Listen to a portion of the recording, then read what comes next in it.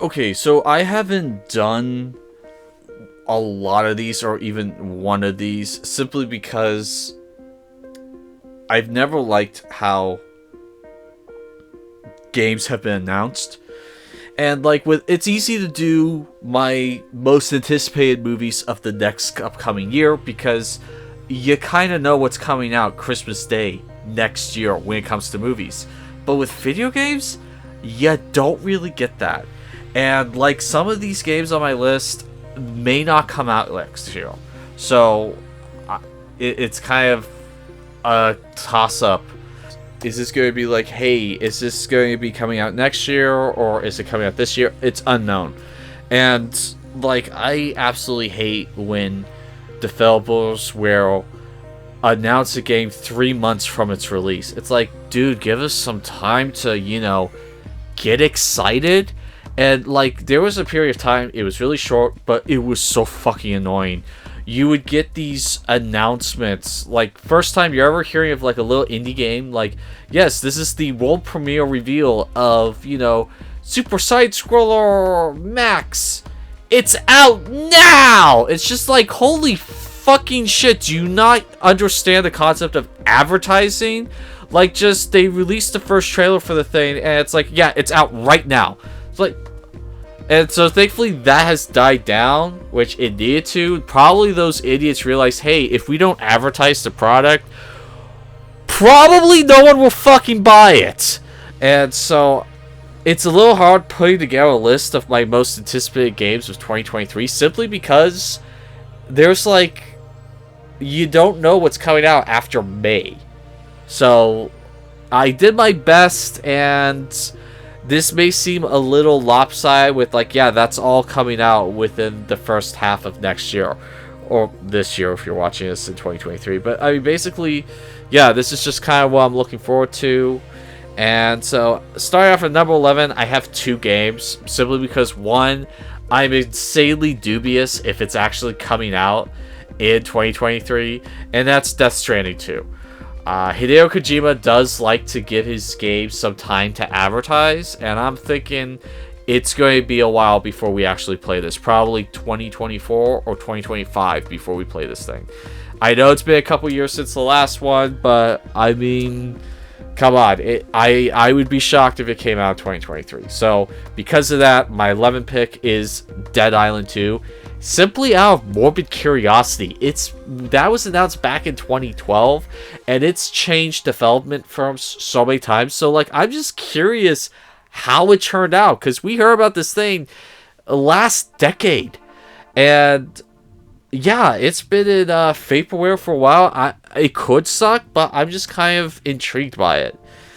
At the number 10 spot is the Dark Pictures anthology Directive 8020. Now, I have one of the... No, do I have one or two? I have either one or two of the Dark Picture anthology games, and I like the concept of them, but none of them really made me go, ooh, I gotta get it, until this one, Directive 8020, simply because one of my favorite genres of all time is space horror. I love space horror. I think it's such an awesome concept, and the sad thing is, there's not a lot out there. In terms of games and movies, yeah, you got the hits like Aliens, Event Horizon, Dead Space, Pandorum. But honestly, when it comes to like a wide variety, there is not a lot out there. Especially good. So whenever I hear of a video game that is actually going to be space horror, I'm kind of there. And Dark Pictures Anthology, they announced that Directive 8020 is going to be a space horror game. It's going to involve a crew trying to stay alive against some sort of weird creature, alien infection type thing. And it's like, okay, yeah, I want to play that. Now, at number 9 is Stalker 2, Heart of Chernobyl. Now, the reason why I was super interested in this is, I guess, if I'm not mistaken, I could be really mistaken about this, it's one of the first Unreal 5 engine games we're going to get released. And I've always been kind of interested in that engine simply because apparently it's like one of the easiest engines to work on, and like developers could actually make games a lot faster on them, and also it's insanely gorgeous. So I'm really intrigued by how StarCraft 2 plays out simply because of the game engines on. Also, I've played the first one, had a lot of fun with that one, and so yeah, I'm kind of looking forward to this. Now, at the number 8 spot, I gave it to another 2 games because I just couldn't really decide which I was leaning more towards. And like Atomic Heart, I'm not super excited about it, but I am intrigued by it simply because it has that Bioshock feel, but it's going with like this Russia 1970s AI overthrow type thing. So you got killer robots. Thankfully, it's not 60s. I'm so fucking sick and tired of people setting everything in the 60s, and the 60s corporate work office structure is just so old and boring. It's one of my biggest gripes against Deathloop is the 1960s like vibe with the art style it has. But moving on to my other number 8 pick is Replace. Now, I'm normally not big into side-scrolling games. Once you've seen one, you kind of seen them all. There were exceptions, though, like with Carrion. Carrion is amazing. I absolutely want to get that game, and I played it a little bit. It's pretty cool. And then I saw this one, Replaced. Replaced looks amazing. I love the dynamic camera shakes when you're getting in a fight. I love the like ray tracing look on the pixelated format. It's just a gorgeous looking side-scrolling game, and I'm really looking forward to this game. At number 7 is Resident Evil 4. Now, the reason why I'm looking forward to this is because I feel that the original Resident Evil 4 is one of the most overrated video games of all time. I constantly hear people say that it's the greatest survival horror game ever made, and it's like, if you think that's the scariest fear game ever, I'm sorry, you're a pussy. Like, go ahead and play Silent Hill, Alien Isolation, Dead Space. Like, I could just keep naming off scary video games that just trump Silent Hill 4. But it's still a fun game, though. Don't get me wrong. I think Silent Hill 4 has some really fun moments. And I think this remake is going to be infinitely more enjoyable because now you can control Leon Kennedy like a human being. He doesn't feel like a broken special needs tank. He doesn't feel like an idiot anymore, where you can now walk while aiming a gun. Spoiler alert, the game can still be scary while walking while aiming a gun. I know a lot of Resident Evil diehards are like shivering at that notion. Like, wait a minute, if you can walk while aiming a gun, it's not going to be scary anymore. Trust me, it can be scary. Just go ahead and play some of those actual scary games that I told you about earlier. You see what I'm talking about. But no, I like that they switched the art style to kind of feeling more in line with Resident Evil Village, because if you look at the old Resident Evil games, you look at Resident Evil 2, 4, and then Village, it's like they feel like 3 completely different video games. And if you look at the Resident Evil 2 remake, the Resident Evil 4 remake, and Resident Evil Village, it kind of feels like they all could belong in the same universe. So I kind of like that kind of art style update they're doing.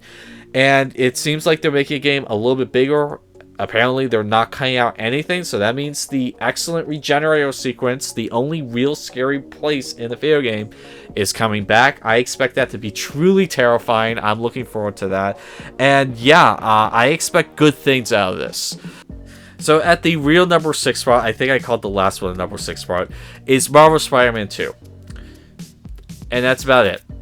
Because all we've got is a teaser trailer, and it doesn't really tell us a lot about what to do coming to the game. So it's just like, okay, I mean, I like the first one. I assume they're going to remove the poorly contrived stealth sequences in it. And, yeah, we're getting Venom. So, like, that's all I have to say, because they haven't released that much information about it yet.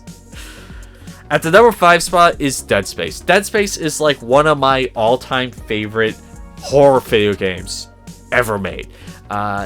It's based off of Resident Evil, but unlike Resident Evil, it's actually scary. I'm sorry I keep shitting on Resident Evil for that, because Resident Evil hasn't since recent years become scary. The Resident Evil 2 remake had some great scary moments to it. Resident Evil 7, Resident Evil 8, it's just hearing people rave about the old Resident Evil games being scary just like melts my brain on how ridiculous that sounds. But moving back to Dead Space, it's one of my all-time favorite survival horror favorite games. And I was a little skeptical when they first announced it, but at the same time, it's like we're finally getting something Dead Space. So yeah, I would rather be a Dead Space 4, but hey, as long as we're getting something Dead Space, I'm happy. And like some of the improvements they're making to this, I'm really looking forward to. Like the fact that when you actually shoot the limb, you'll see like flesh fall off the arm before it actually breaks off. So it's a lot gorier, which is cool. It's also going to be like one open world in terms of the spaceship. You're not going to have loading levels in between the different sections now. You literally could just, it's just one self-contained spaceship, its own little like mini open world. So you can go back to sections if you want, and there's new challenges if you do. And so like all that is amazing. The only reason why this isn't number one is because the one criticism I have is the character model designs. Like, I am not happy with any of the character models. Like, for some weird reason, they got rid of Hammond, the original Hammond, which I loved Captain Hammond in the first one. I liked that actor, and he had kind of like this commanding, like, respect, authoritative respect in his voice. I felt like he was a commander. The new Hammond in this one, he feels like he's a West Point grad that is on his first assignment, and it's like, why is this guy in charge? The only character I'm not entirely pissed off at is Kendra, because Amelie in the first game, Kendra was the absolute worst. She was such a fucking bitch in the first game.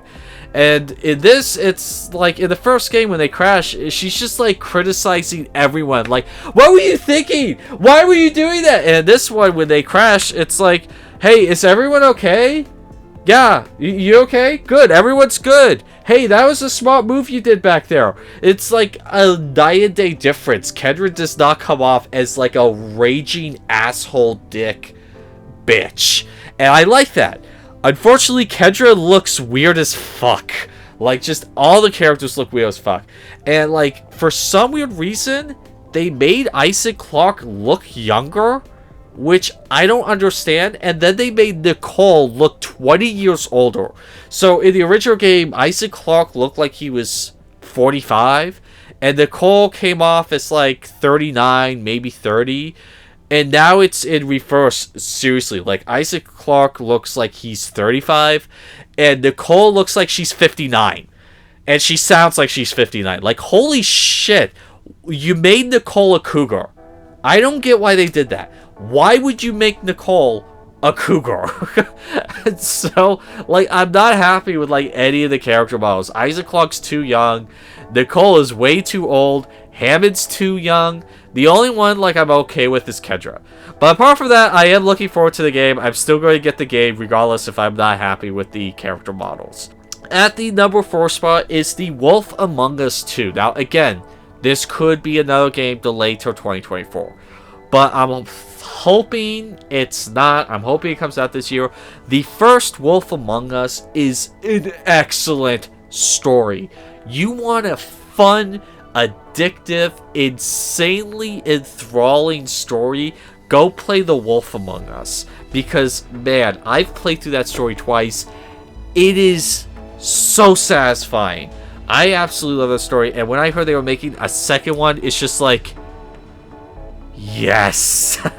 Like, I hope they got the same writers. I mean, the writing could suck, but I'm hoping they get the same writers. And, like, real quick, who is writing The Wolf Among Us? Huh. I don't know if I've heard of that person. Oh, damn.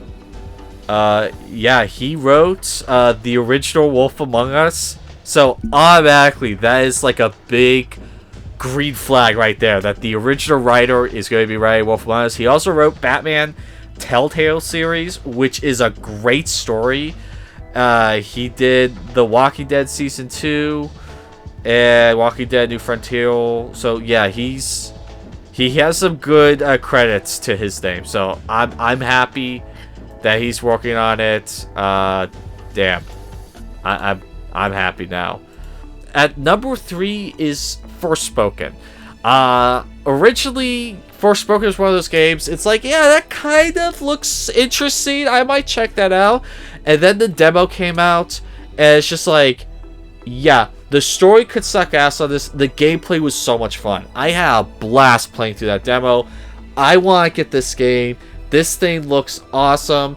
It could have the shittiest story in the world. It could have a terrible lineup of actors in it. But as long as the gameplay is as fun as it was in that demo, I'm going to have a fun time with this game.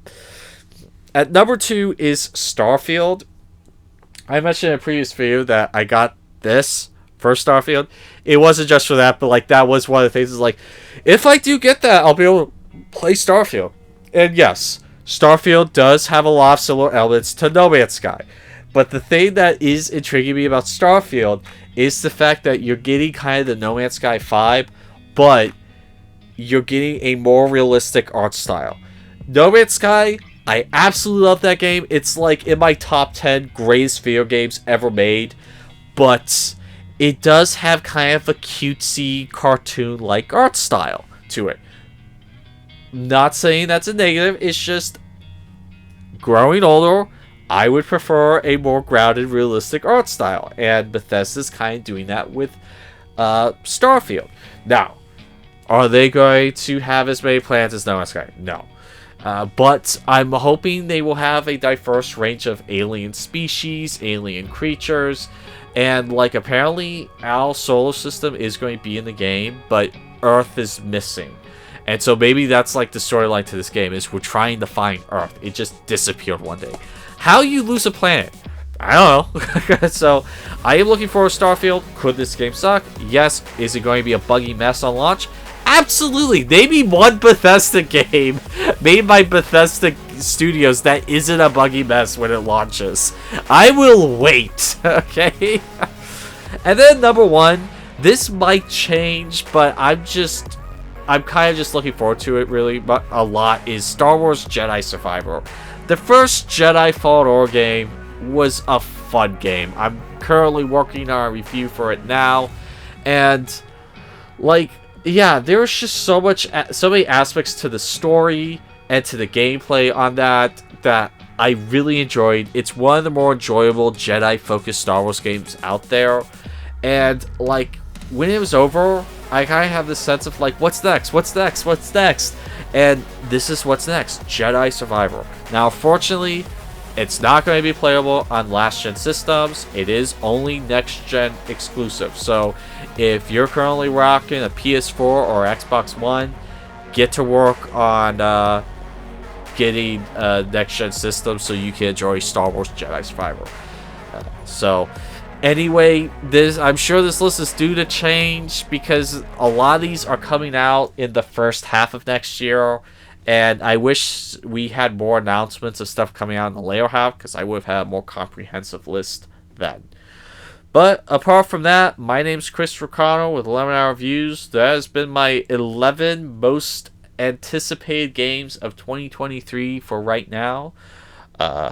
This has been 11 Hour Reviews, and that will be all.